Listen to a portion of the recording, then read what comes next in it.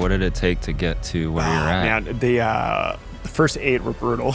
I just wanted to be on TV. Hit up Craigslist. I just found an ad on Craigslist for a TV show, No a way. real estate TV show. After filming it, I'm just going to move to Atlanta. I'm to the point now where it's just it's a transaction for me. There's no meaning behind it, which is kind of sad. Stop thinking about real estate now, thinking about real estate 10 years from now. There's been times I've gone 6 months without a check. Yeah. And you have to be prepared for that. It's challenging. And then when you add kids and the family and everything, they expect things to show up with those Amazon packages.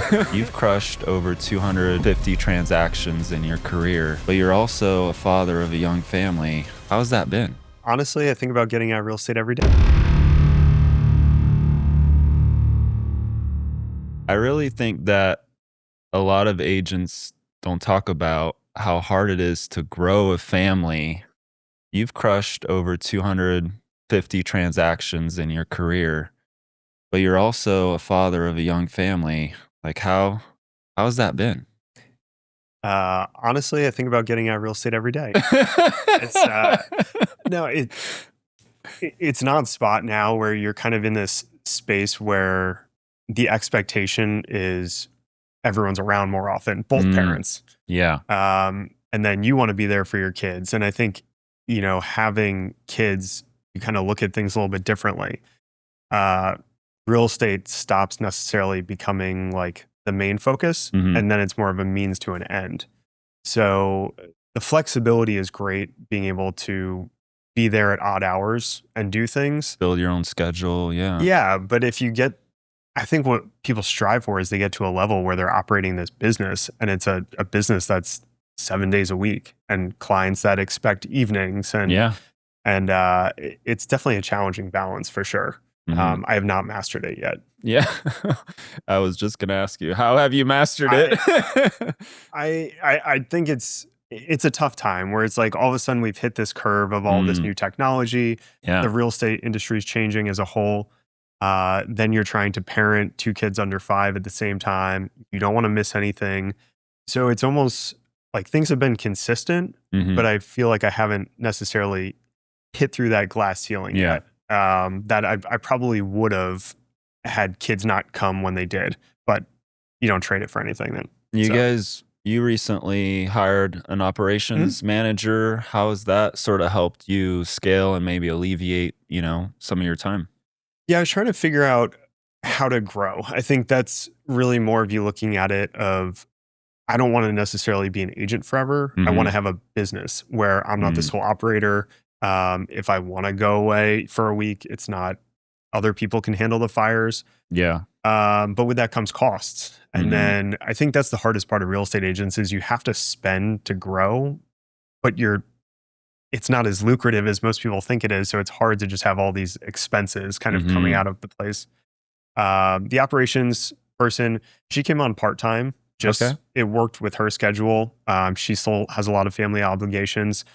She's much more focused on the client aspect of it. I think I've always just been a little bit more reserved and introverted. So for me, it's like having somebody that's a little bit more bubbly and a people's person kind of balances it out. Probably similar to how you and your wife work together. Yeah, absolutely. But last fall, I tried to bring on a VA. So right now we still have the VA. And they're trying to handle a lot of kind of the social media growth as we figure out what channels make the most sense, what paths gain traction. And I think slowly it's kind of just helping like incremental scales. Yeah. Yeah. I've been thinking about it a lot, and me asking these questions almost like selfish because my wife and I are, are a few years behind you trying to start a family, and we've done a really good job of creating a job for ourselves versus building a business. And those are the things I've been thinking about. We brought on the VA a few years back. She's been amazing, does a lot of the admin stuff. We're trying to bring on someone for the marketing side. And that's our motivation behind growing a brokerage as well. It's like actually building a business, being in a position to give back and kind of pull out of production. So it's interesting to me, like how other agents do it. And I feel like it's not talked about enough I think a long time ago, I knew that like, I don't want to sell forever. And I think people get into real estate most as a second career. Yeah. Like it's no secret, our average agent is usually a woman in their late 40s or 50s, and that's kind of the demographic. But now it's good to see a lot of the younger generation get involved, especially post-COVID, where it can be this very lucrative career.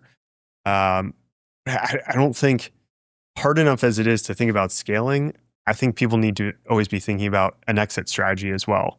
That I actually built a separate real estate company that's being rolled out, kind of trying to handle transition of books of business, legacy planning. It's hard to envision myself in that 60, 65-year-old role, still wanting to go opening doors. Yeah. I think there's an element you get to where it's like people get pushed out over time from complacency. Yeah. Or maybe they move and it's hard to break into a new market. Or they get to a point where they build a team and kind of step into that role where it's like, cool, I'm an operator now. I don't have to be in the day-to-day. Or you get into more of the luxury sector where you're selective. You can say no. The paychecks are different. It's a little bit more about taking your time back and still earning more. Yeah. It's hard finding how those paths go down. Yeah. And it's such a broad industry, right? There's so many ways to go about it, to go in. Like coming from the corporate world, I was like, do I be a realtor? Do I, be a GC, a property manager? Like there's so many businesses. And now with the technology coming in as well, there's this whole other layer of opportunity to build some kind of business within real estate. Absolutely. But it's hard to get off the sales game, man. That hamster wheel is just, it keeps, it's like a golden goose, keeps paying you every deal. And I mean, you can go, there's been times I've gone 6 months without a check. Yeah. And you have to be prepared for that. It's mentally, it's challenging. And then when you add kids and the family and everything, I mean, they expect things to show up with those Amazon packages every week, and yeah, those stay consistent. The paychecks don't. But exactly. So take me back. I know you're from New York. You were focused on luxury leasing up there. Is that kind of how you got into real estate? Yeah. So I stumbled into property management. Some very nice lady, a property manager, took a flyer on me. Some 22-year-old idiot that didn't know what he was doing, but just wanted to wear a suit every day. Which I'm like, never want to wear a suit anymore. So, but they actually made us get our real estate license as part of leasing. Okay. There was a brand new, right outside Yale, a 500-unit luxury lease up. It's like a 30-story apartment building that was going up. Really cool, just because all of a sudden you're dealing very wide range of demographics. You have Yale professors, you have students, you have locals.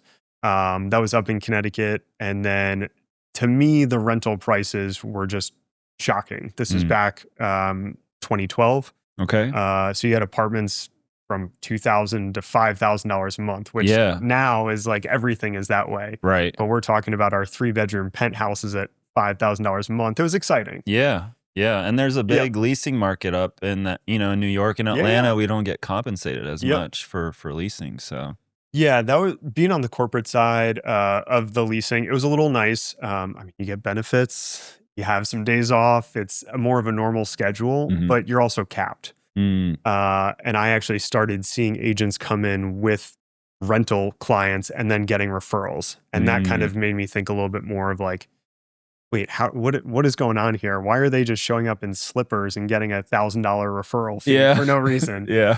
So it got the wheels spinning a little bit. So how did you transition? What brought you to Atlanta? Yeah. So, again, early 20s, weird time in my life. I did, what anyone wanted to do. I just wanted to be on TV. So I hit up Craigslist, really aging myself here and showing the sketchiness of what happens. So I just found an ad on Craigslist for a TV show, a real estate TV show. Wow. Filled out the application for it. They got back to me a few weeks later, and it was about breaking up with your current city. So it was almost like a take on House Hunters. Okay. The idea of someone that maybe wants to relocate. And we filmed where I live there in Connecticut. And they basically just had us do a personality test, told me that I would match with Tampa and Atlanta. Okay. So we flew to each location, filmed for a day. And after filming, I was like, I'm just going to move to Atlanta. Wow, So dude. yeah, it was interesting. Luckily, my property management company had properties here. Okay. So I just applied internally. It took about a month and transferred down. Mm, Got my feet settled here for a little bit, and then just figured Georgia recognized my Connecticut real estate license. Another huge win. perfect. And then just tried to get the ball rolling here.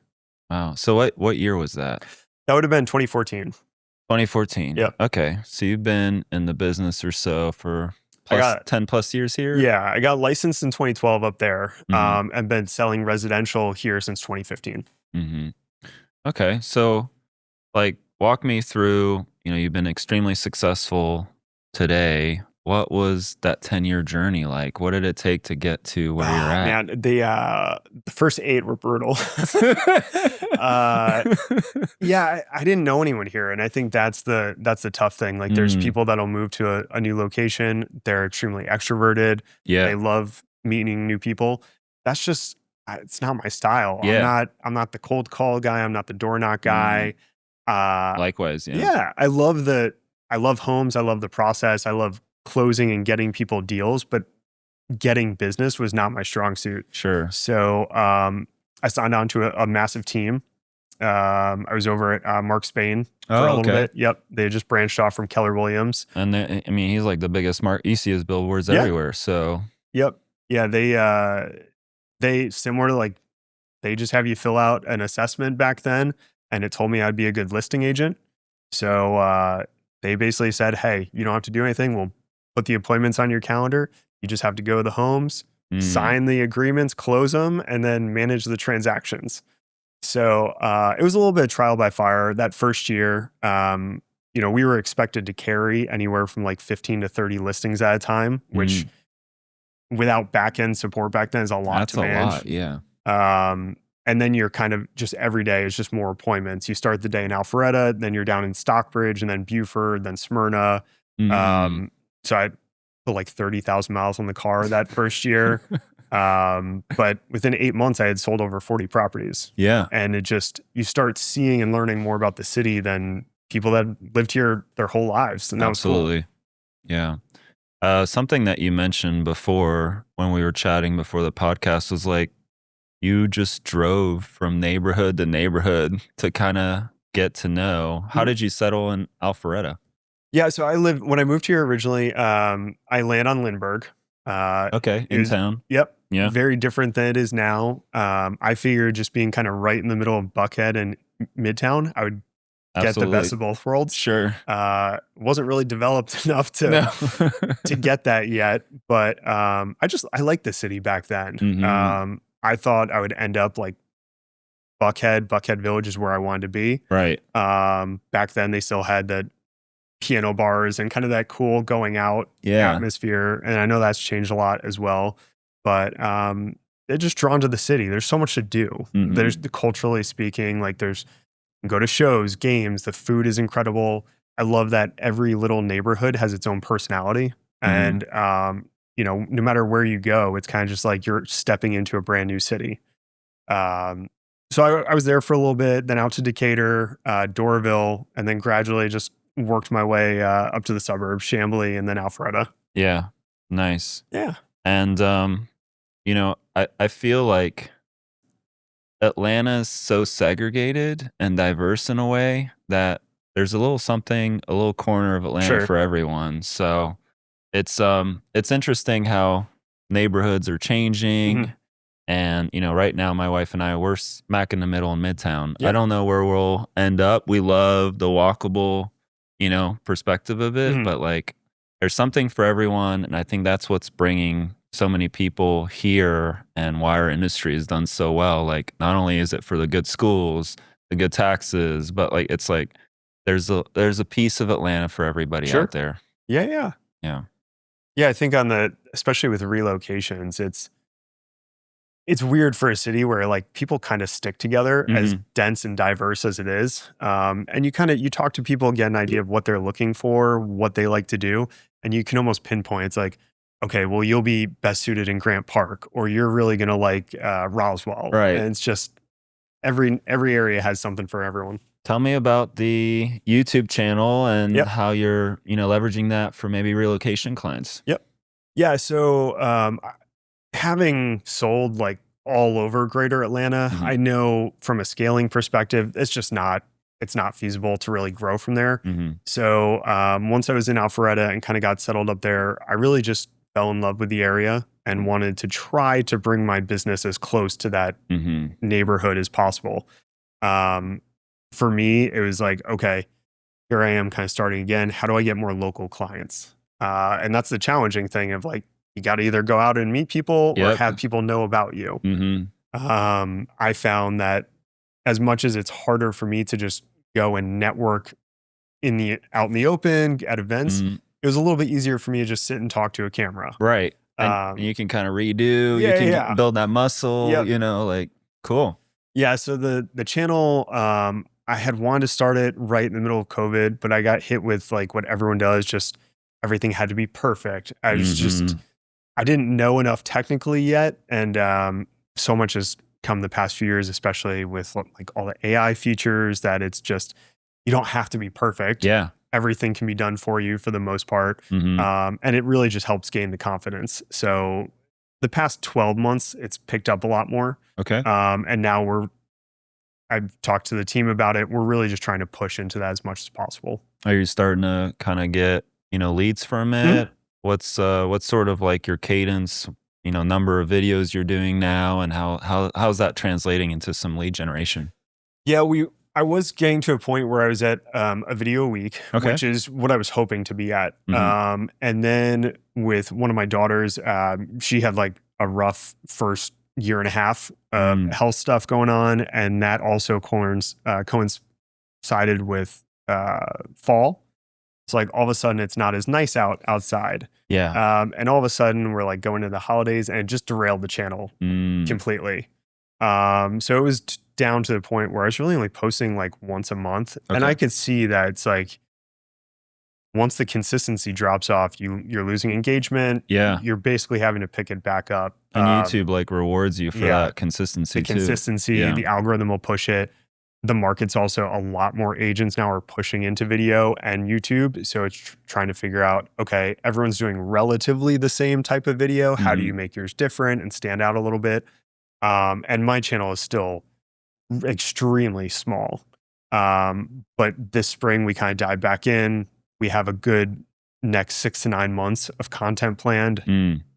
really trying to showcase more of the neighborhoods, but the local businesses, all of the new developments.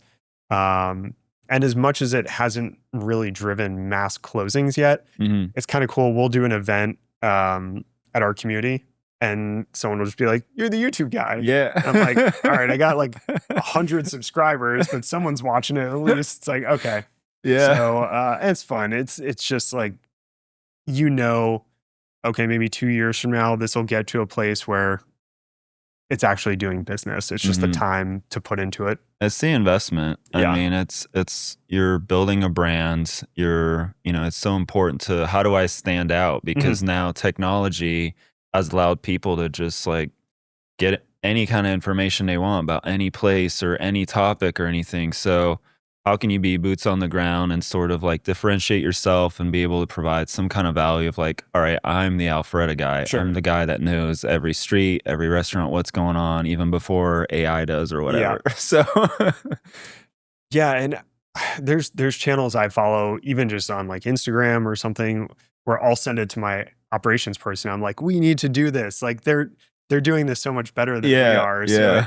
it does kind of push you to figure it out. And at the same time, you're like, okay, but I still have to sell homes as well. Hmm. And I think that's the tough part now of people getting into real estate.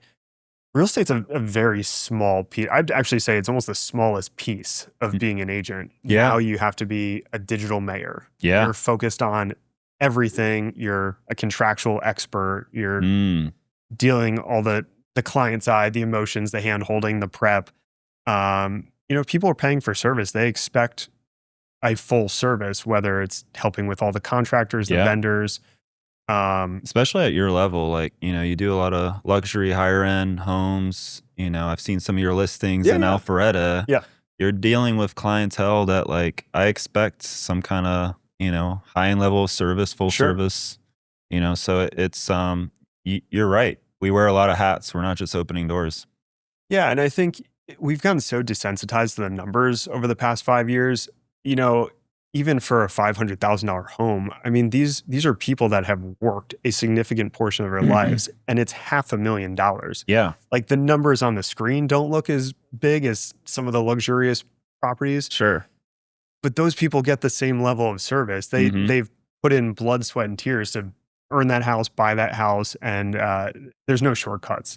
So it's tough that I've really had to kind of move away from the first time buyers, unfortunately, just from affordability and the time commitment. You just can't help them. But they're also like, those are the most rewarding transactions because, people value it.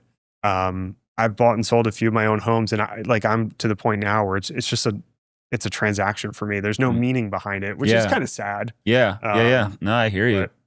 Especially like from the investor side, right? Yeah. But people will never forget their first home that they bought and how emotional that is. Like I'll never forget my first house. So it's definitely, I think what separates the great agents from the other agents, it's also, figuring out that it's a people's business and like it's past just a transaction. It's not moving from one transaction to another. It's like building a community, a sphere of people that know and trust you and like you and know that they're going to get that same level of service. So yeah, it's easy to get sort of lost in the numbers sometimes.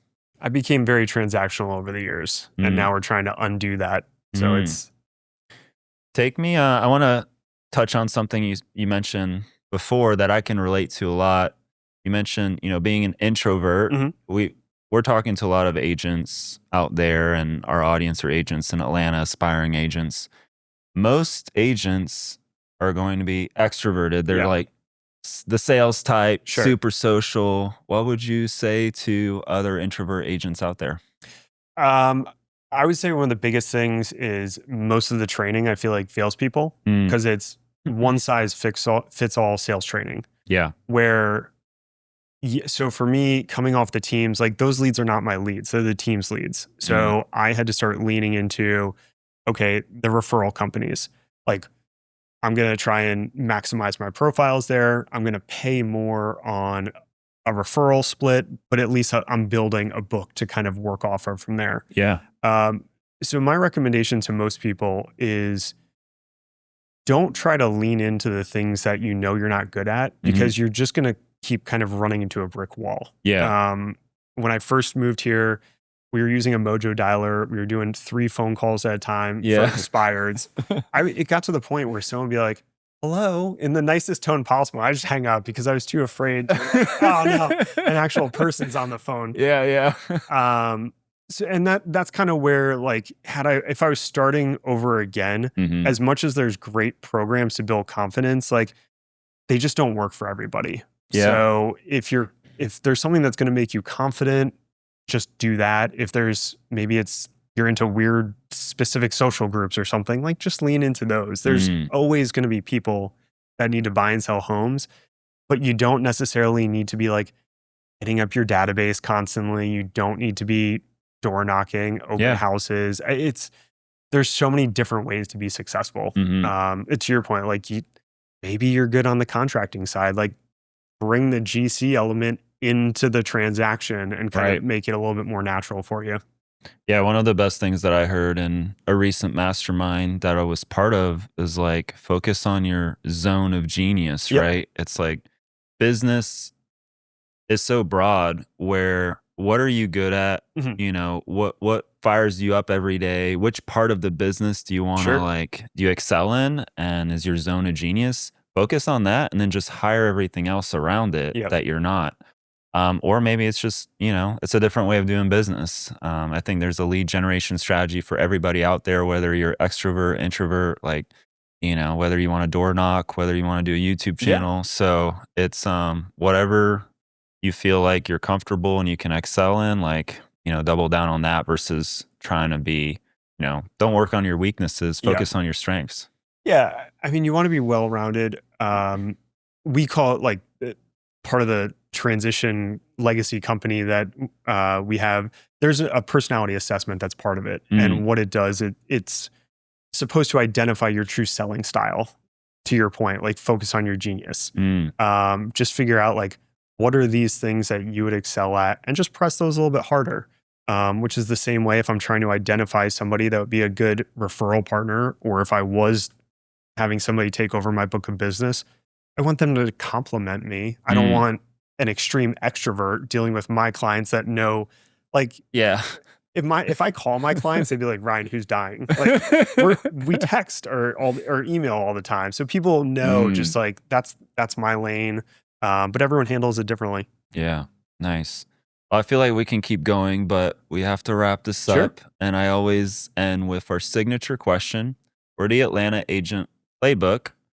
So I asked every guest, what's that one play, piece of advice, tactic, habit that's made you successful you want to add and give back to our playbook? Yeah, I think one piece of advice would stop thinking about real estate now and start thinking about real estate 10 years from now, because it'll help you think of how do you grow, or how do you get to a point where you have something that's of value without you directly part of it. Because it's changing so fast. Is it like, are you talking about like the YouTube channel, or like what, what? So I think it's to a point where everyone always tells you like you want to be the operator. You want the business to be able to succeed without you. And I think so few agents get there. Normally the number one thing you're hearing about right now, it's compensation issues with the lawsuit or Zillow. But that's just your day to day. How is the industry going to look in 2035? And what are you going to do to separate yourself going forward? I don't think we need 1 million+ agents. We need less agents that are just more productive. And how do you get there? What do you think is that for you and your business? what's the, so give us the crystal ball. What's 10 years from now going to look like, you think? I think there's more automation. I think the power has shifted to the consumer, which is good. The role of my agent as an agent used to be, we're kind of the gatekeeper of property information. That's shifting. The buyers will now always have more information than I have, because they're looking at the properties before they talk to me most of the time. My value proposition is hard to quantify because it's usually justified at the end of the transaction when you go through a pain point. But I can't sell you pain on the front end without you living through it.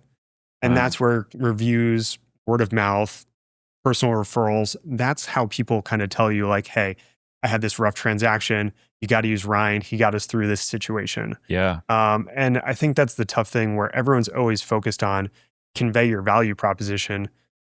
Agents don't really have one that can be conveyed. We all do. I tell you, we've worked with some incredible individuals, but it's hard to just tell people how transferable or good those skills are. They have to live the experience. I think it's going to be tough. Dang.